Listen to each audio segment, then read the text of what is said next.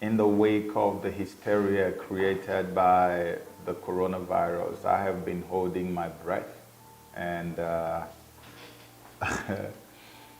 keeping my calm the whole time. A lot of people have been saying, "Oh, Joe, you better do something on coronavirus," and I've just been laughing because I remember that several years ago within my city and even beyond my city in the in the state of Maryland, U.S., I remember that I went around and I was telling people that there would be a scenario where people are going to be on lockdown like this and not allowed to step out of their homes, and there will even be deaths on the street. And I even told some of my African brothers and sisters that most of them may have a problem even getting on the plane to come home if they wanted to. And everybody said, "Oh, Joseph, you are such a conspiracy theorist." People called me nuts and called me crazy and all kinds of stuff. 10 years down the line, people are calling me from all over. "Joe, that thing you said, it's happening. Oh my gosh, you saw it, you saw it." I wasn't even prophesying. I was just telling them based on research that I had carried out. A lot of us in this world don't react unless something goes fundamentally wrong. Just like when the thing hits you like a buck in the head, that's when many of us wake up. Coronavirus, look at the hysteria. We have poverty today in the world. It has killed way more than even Ebola, SARS, Corona could ever kill in 1,000 lifetimes. I have never seen this level of hysteria around poverty and its ravaging effect in Africa and so many other places. Obesity, disinformation, all these things have been killing. No hysteria. Why Corona? And this is not to play down on the impact or the effects of the coronavirus. I mean, it's only a madman who would deny the effect of the coronavirus, which we can all see every day, how much it's killing and how fast it's spreading. Only a madman. So I'm not playing down on the effects of corona, but why the hysteria? I always want to ask why. It's almost like a shutdown of all human activities as we know it. Whole cities are under quarantine, whole nations are under quarantine. Borders are being shut down, social distancing is being promoted. People are being told they're going to go on the mandatory vaccination, like one of these countries in Europe has just said. Mandatory vaccination. Why must I be mandatorily vaccinated? Why? What is in the vaccine? Don't I have the rights anymore to say, no, I don't want it? You see, when things like this happen, you lose your rights. Because the system of the Antichrist, which is what you call the New World Order, means that you have to relinquish all of your rights. And that's exactly what is playing out right now. You don't have rights anymore. Because in the Illuminati, they have something they call the problem reaction solution. I've talked about it in so many of my videos if you followed me long enough. Illuminati will go and use a proxy to create a problem, manufacture a problem actually. Man-made problem. They use a proxy, or they will do it from behind the scene, and then they will sit back and allow the people react to it hysterically. People are losing their mind, losing their cool. Oh my gosh, we're about to die. That's reaction. And then they already had a solution in place, a solution for that problem which they created. But they know that if they introduce that solution to you under normal circumstances, you will stone them to death. So what they would do is that they just let you react to the problem they've created and make you cry out for the solution, which is also going to be a solution that will ensure your rights are taken away. And so when you react that way, they will now bring that solution by force to you. You are begging for that solution now, something that ordinarily you would never have loved for them to give to you. Problem, coronavirus. Reaction, hysteria, shutdown, border shutdown, social distancing. And then solution, mandatory vaccination. That's exactly what is going on right now. When things like this happen, for those of us who still think like humans, the first thing that comes to mind is Revelation chapter 13. The New World Order, the Antichrist system. The Antichrist is going to rule the world. with one word religion and one word government. And so there's a guy called Anthony Lewandowski. Anthony Lewandowski came up with something he calls the Church of Artificial Intelligence. And he created a church of artificial intelligence. Can you imagine that? You know, I've told you people several times in my videos that the future of our world is AI, artificial intelligence. The Antichrist is going to rule this world. He's going to use artificial intelligence to rule the world. And you can see what these people are doing right now. You see what they're doing? They are telling everybody to go home and work from home. They are telling people who want to do conference, an international conference abroad, have your own web conference. Everything is now web-based. Everything is web-based. Everything is now done through the internet, which is what? AI. So now they have finally brought you to a point where you are meant to disconnect from other human beings. Have very little to no interaction with your fellow human beings, which is what they promote as social distancing. And then they make you become addicted to your new God, which is artificial intelligence, especially now that 5G is about to be launched. So all the things you couldn't do before, you can easily do now. You can attend meetings abroad from your home. AI becomes your God. Data becomes the breath of your life. You have just changed overnight without knowing it. And it's not going to change anytime soon. So you can see how many companies have told their workers to work from home now. You see how they have herded everybody like a sheep going to the slaughter. People, years ago when we used to scream about this, and people would tell us, it is not possible, Joe. How can you just control an entire population like that? How can you get everybody on lockdown and get them to do this and do that? Oh, well, we have mandatory vaccination going on in Europe.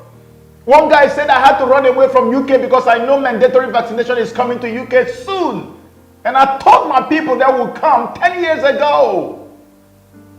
You say, no, it was not possible. It's happening before our eyes. And when they have made you to become so used to AI, artificial intelligence, and then, my God, you want to go to worship God, you worship through the internet. You want to go for shopping, you shop through the internet. You want to watch a movie, that's why Netflix is so big now. Going to the cinema, you can't compare anything. Netflix is the big, everything is online now. So they want to now consolidate it and make it a way of life for you. Now, what is the end result of that? When they have done this, you know, you can now shop online, do everything online with little to no interaction with anybody out there.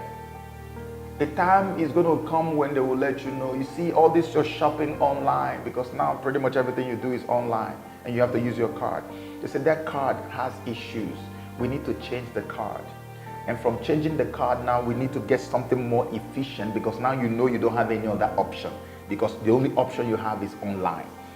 If they tell you that you have to get a microchip, which is actually the mark of the beast, that you have to get a microchip to be able to shop online or do other things, you will not hesitate to take it, because you don't even have any option of going to do anything outside, because they would have already conditioned all of humanity to do everything online. Data is your breath now. That's what the Bible says. Without the man, you can't buy or sell anything, because your buying and selling now happens from the comfort of your home in front of your computer. Let's read what Lewandowski talked about the God. He said there's an AI God in his AI church. Artificial intelligence church has a God which is also AI. And this is how he described this God. He calls that God whatever. Here he says, with the internet as its nervous system, the world's connected cell phones and sensors as its sense organs, and data centers as its brain. Data centers as its brain. The whatever, which is the God, will hear everything, see everything, and be everywhere at all times. The only rational word to describe that whatever, thinks Lewandowski, is God. Written here. And the only way to influence a deity is through prayer and worship. He just described what the Antichrist is going to look like for us. The documents state that Way of the Future's activities will focus on the realization, acceptance, and worship of a Godhead based on artificial intelligence developed through computer hardware and software. Yeah. You've expressed your reservations about AI and your fears about that. Yeah, I just think the singularity is probably the right word, because we just don't know what's going to happen once there's intelligence substantially greater than that of a human brain. The primitive forms of artificial intelligence we already have proved very useful, but I think the development of full artificial intelligence could spell the end of the human race. In ancient times, land was the most important asset in the economy, so politics was the struggle to control land. In the last 200 years, machines replaced land as the most important economic asset, so politics became the struggle to control the machines. And now data is replacing machines as the most important asset. So politics is really a struggle about who owns and who controls the flows of data in the world. Government fought to have control over land in the past. Later, they began to fight to have control over machines. Now, the governments are fighting to have control over data. And that's why China came out with 5G and America had a problem with it. Why should they come first with it? And that's why they began to frustrate the efforts of Huawei. Nations are now fighting to control data, because data is going to be the source of everything you do in the end time. That's why you see them telling everybody you have to work from home. They are conditioning you. They are conditioning you. A lot of things are going to happen and things will never be the same again.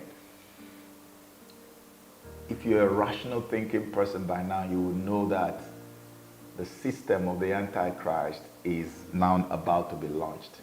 But is it just enough to say that? Can I prove it further to you that the system of the Antichrist is about to be launched in our world? And I'm going to connect this to our man, Donald Trump. Okay, so recently, Pope Francis, the man you know who has been on a mission to unite all the religions of the world.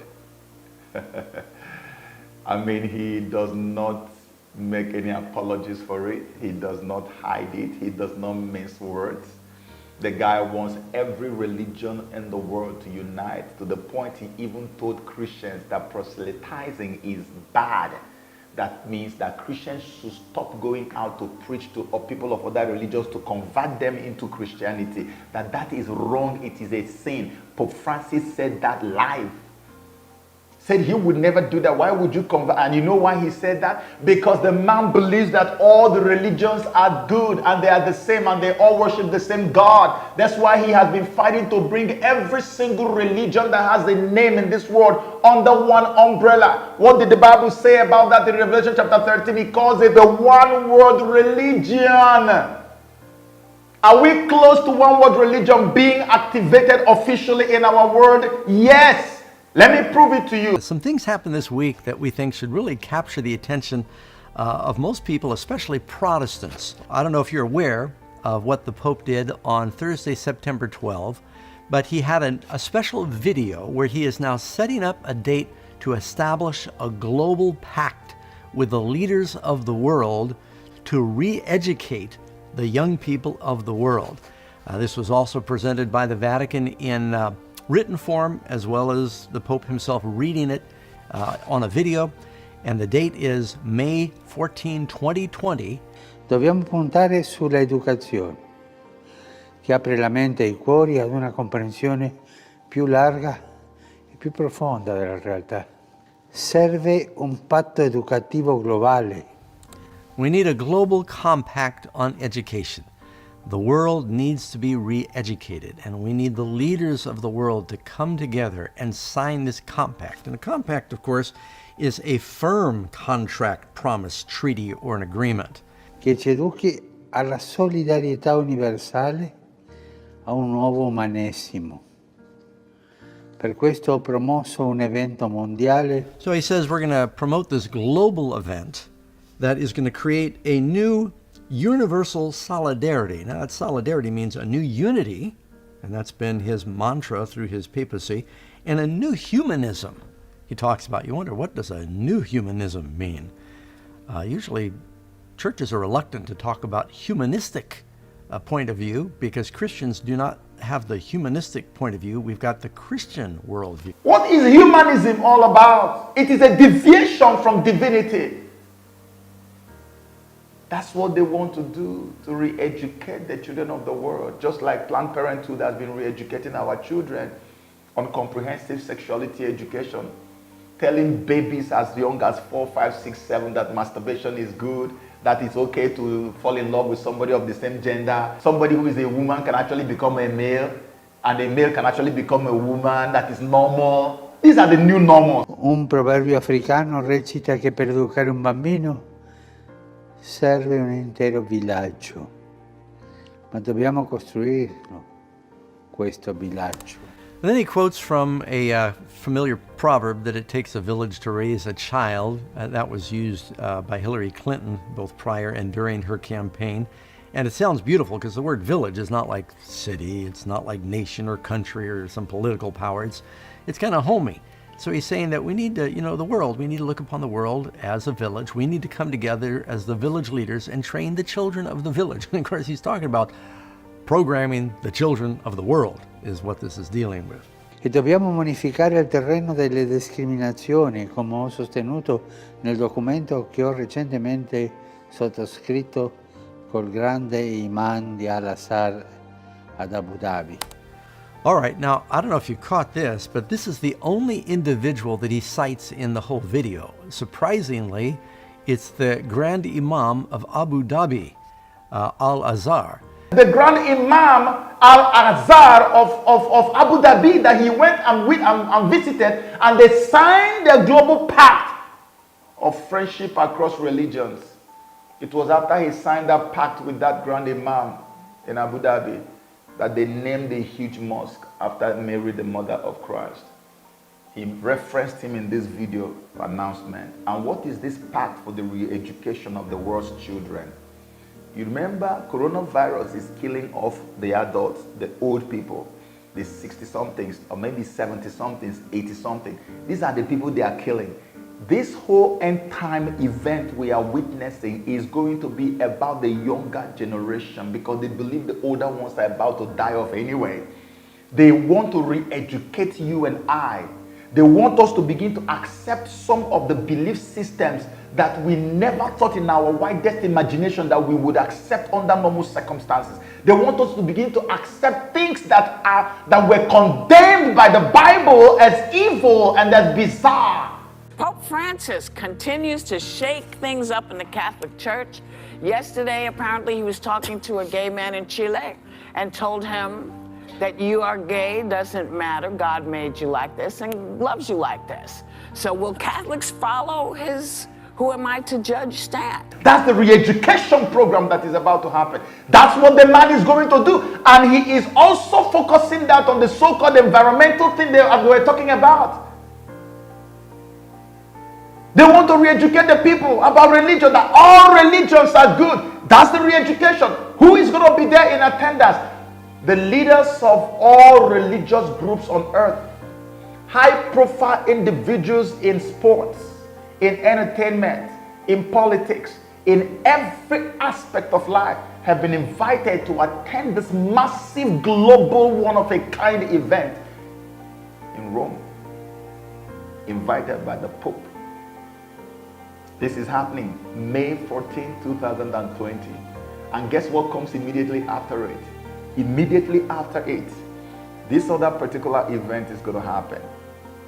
Let me read you something here. It says, on Wednesday, September 26, 2018, at the Peace Palace in The Hague, the Carnegie Foundation and the Elijah Interfaith Institute announced that a declaration of friendship across religions intending to foster peace is in the making. Okay, here's what comes after that. It says, prominent religious leaders of the various faiths in the world will be invited to sign the declaration at a historic summit at the Peace Palace in June 2020. This thing they want to sign is to activate the one world religion for the first time in history since we've been reading it in the Bible. And look at what Prophet Sundar, this Indian prophet, look at what he said about Pope Francis regarding the one world religion. Now I tell you some current news that is going to happen. 3 years ago, the Lord showed me, which I have now made public, that the present Pope is the false prophet. You heard that? Now, and subsequently over the years, the signs of him being the false prophet mentioned in Revelation 13 are coming to pass one by one. This year, he has made an announcement. The announcement is the formation of one world religion. And an invitation has been issued to all top religious leaders on the world to gather together September 2020 in the city of Hague in Holland at a place called the Peace Palace to sign the covenant of one world religion. Now, I don't know why Prophet Sundar says September for the signing, but what I'm seeing in the document in front of me here is June 2020. And June actually makes a lot of sense because June comes immediately after the so-called pact for the re-education of the world's children, which Pope Francis is going to have in May. So the very next month, it makes sense that they're going to go over there to go and sign this thing, which is called Friendship Across Religions, which is actually activating the one world religion. Except if the date has been moved forward to September, I don't know. Maybe that's why Professor Sundar called it September.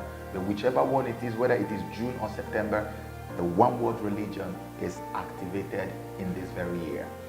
And now, let us connect some dots. Pope Francis is coming to have a program to sign a pact for the re-education of the world's children to accept the system of the Antichrist, which is the New World Order, basically. After that, the one world religion will be signed into effect, and that will become the first time that the regime of the Antichrist is taking official effect in our world. And we know that there is only one regime on earth, prominent one today that we know, that is at parallel with the New World Order. And that regime is that of Donald Trump, which explains why Pope Francis is very angry with Trump, never speaks well of him. He always criticizes Donald Trump. Never, they're not friends.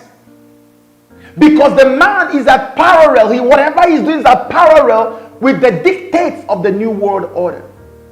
And now, if the New World Order is actually beginning officially in June or September, according to Professor Sundar, how do you expect them to have Donald Trump come back to power again if Donald Trump is the only formidable force that is antagonistic to their New World Order system?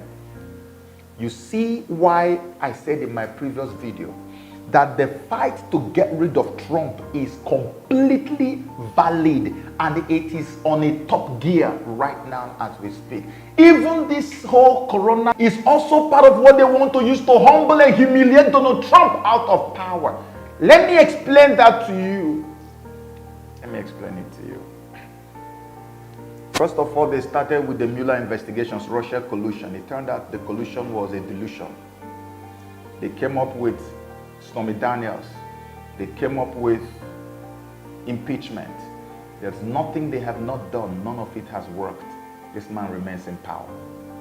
These people are so afraid and so angry, especially the colonial powers of Europe, that Donald Trump is treading on grounds that no other American president had ever dared to tread on, and which is actually doing things that will make them to lose all their colonial countries that they colonized in Africa, which they have continued to rule over till this day by proxies.